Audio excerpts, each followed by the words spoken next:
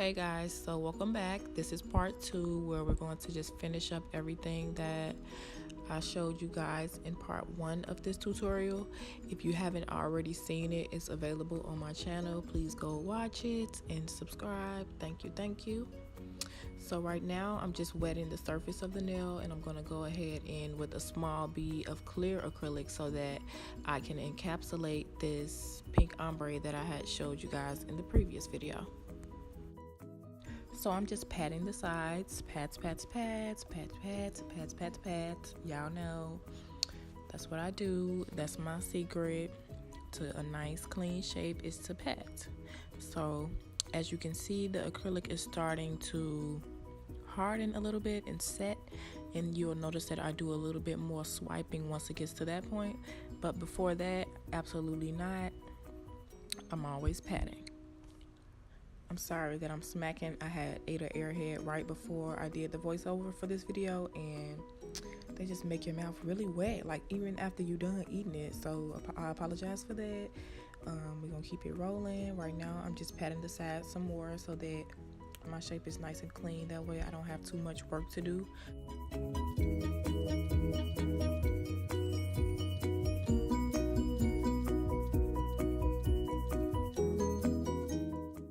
And I'm just going to go ahead and repeat those same steps for the rest of the full set and clean them up and shape them. And this is the finished product, nice and smooth, ready to go. I got them buffed on up and cleaned up, and now it's time to get into it. So I'm going to be using Bio Seaweed Gel, which is absolutely one of my favorite top coats. It comes out like honey, like it's so damn smooth, it don't make no sense. Like it's really good, it's really great. But I do feel like there could be a more shinier top coat. Well, I would say one that lasts, much longer, like you come back in 6 weeks or something like that and your nails are still just ultimate, like the ultimate shine. That's what I'm looking for. But for right now, this is definitely doing the trick. My clients, they are happy with it, I'm happy with it, and it just works great.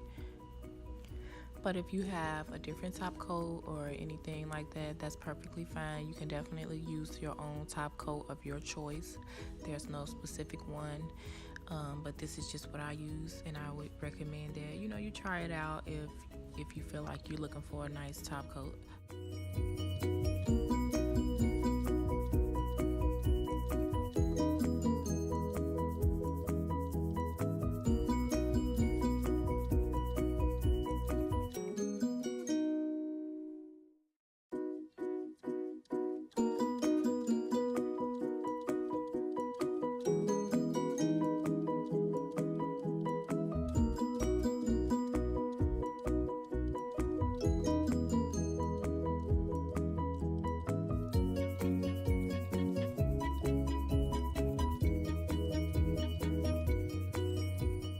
I'm just repeating this process for all 8 fingers, making sure that I seal in the tip and cure it inside of an LED lamp for 60 seconds.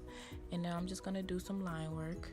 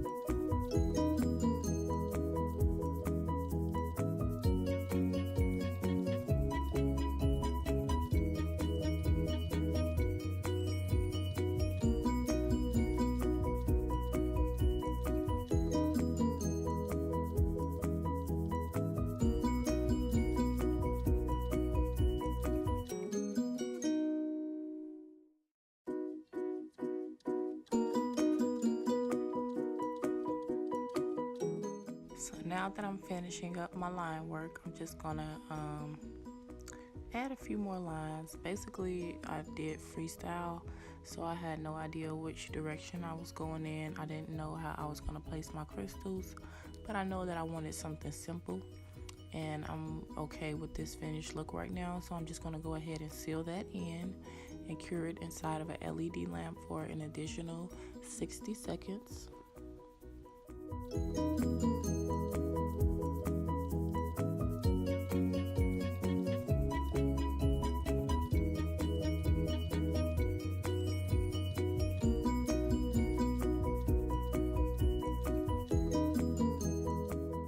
So I'm just going to make sure that it has set. I just tap the top of the nail and I'm going to go in and buff it. I'm buffing it because I need a nice rough surface because I'm getting ready to apply a few crystals, and you do not want to apply crystals to a nice shiny smooth surface, or else it'll just slide right off, and that's just really depressing, you know, and nobody want to go through that. So it's best to just make sure that you use a fresh buffer and buff it on up so that it's rough. And I'm telling you, you're gonna put that crystal on there and it ain't gonna move nowhere.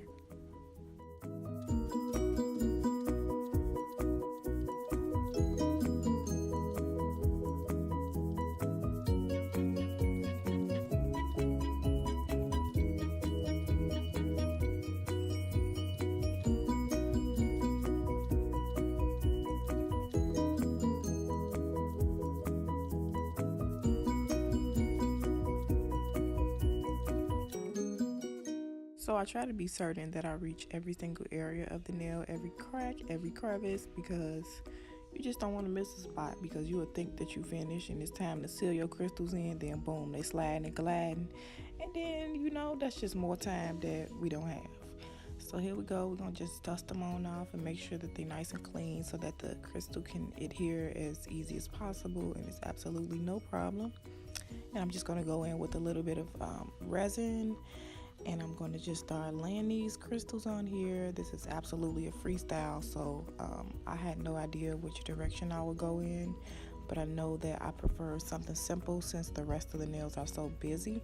So right now I'm just going to pretty much start outlining, you know, just play around with them, check them out, look at them from different angles.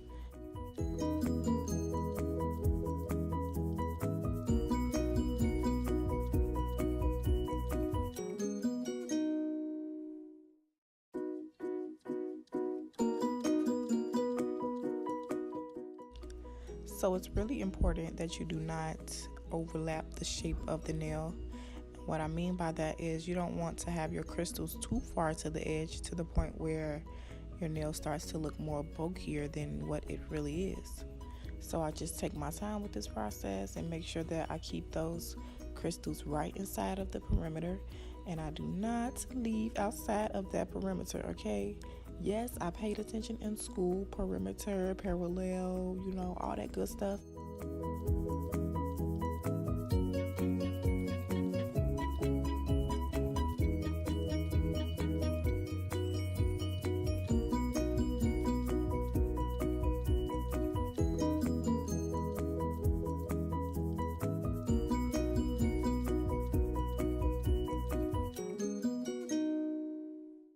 So I'm really satisfied with the finished product so far, but I also want to balance it out. So I'm just going to add it to the opposite side. So instead of the top right corner, we're going to do the left bottom, okay? And I think that's going to bring it together really nice. And you can see those crystals, they just dance, okay? They just dance on their own. That's why I love them, and you don't have to do too much with them. You know, you don't have to overbear it, because the crystals, they speak so much on their own.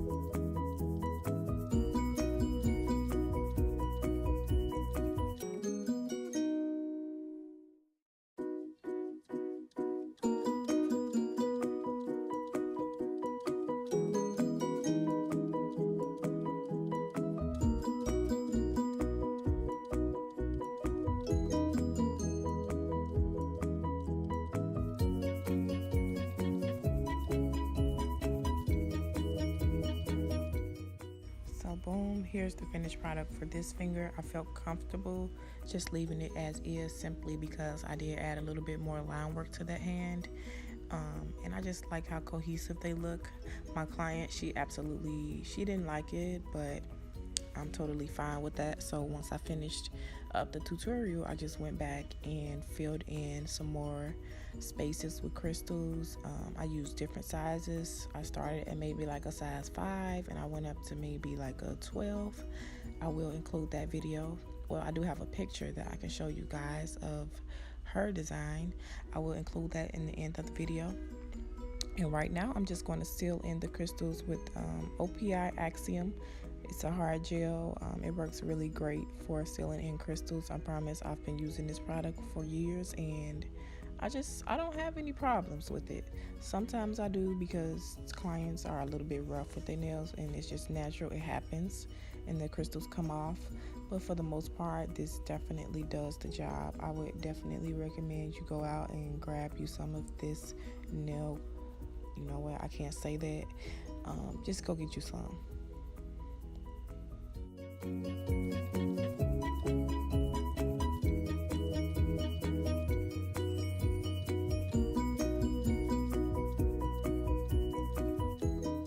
So typically when I'm doing nails, I use whatever I have. In this little brush, I got this from the little tubes that you use for the nail art. It's usually like regular polish. I don't use regular polish for most of my line work, so I trashed it and I still use the brush. It's a pretty nice brush.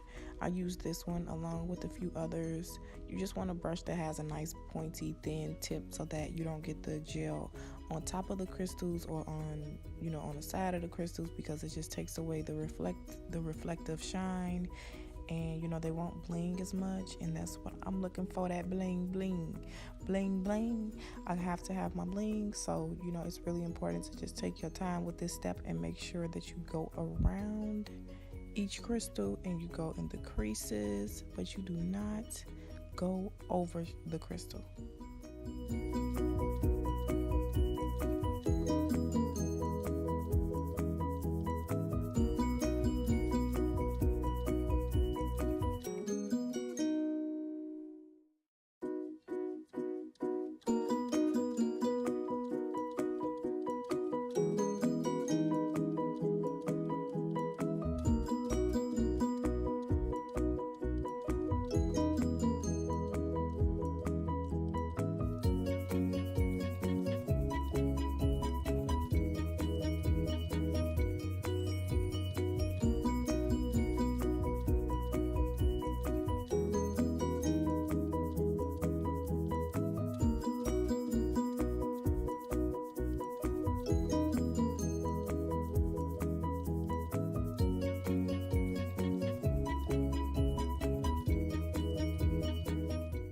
So I'm just finishing up. I'm going to go ahead and seal the tip and cure that inside of an LED lamp for 60 seconds. And then bam, that's it.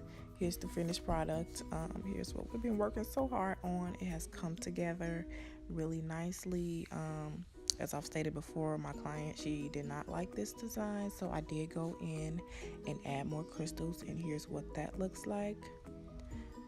This is actually when she was about to get her fill in, but yes, that's the finished product. Thank you guys so much for watching. I appreciate you, and I will be posting more videos soon, so please subscribe.